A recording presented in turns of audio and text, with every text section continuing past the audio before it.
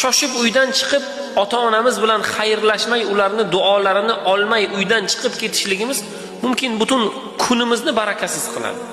Kunimizni omadsiz qiladi. Bugun ertalab farzandimizga duo bermaganimiz, ertalab bomdodni qazo qilganimiz, ertalab bilan oila a'zolarimizni birini qalbini og'ritganimiz kunimiz bugun kundalik rizqimizni barakatsiz qilib qo'yadi. Lekin shikoyat qilamiz. Kechayi kunduz yuguraman. Kechayi kunduz ishlayman. Katta daromad ko'raman. Natija yo'q. Barakasi yo'q deb savollar beramiz.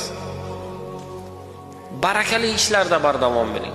Odatda bomdoddan keyin yotamiz.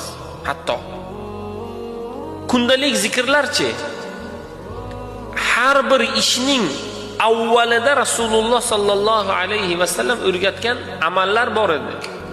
Shu amallarni o'rganing. Uydan chiqayotganda o'qiydigan duo, mashinaga o'tirganda o'qiladigan duo, kundalik zikrlar, virdlar o'zingizga vazifalar qilib oling. Zikrlarda bardavom bo'lib yursak, umr barakali, rizq barakali. Hayotda umrimizni o'tkazamiz. Behuda narsalar, soatlab telefonda o'tiramiz. Instagram tarmoqlarida yoki ijtimoiy tarmoqlarda. Ko'ngil ochar narsalar, kulgili narsalar, masqaravozliklar, huda behuda, qilu qol, u bu debdi, bu unday debdi.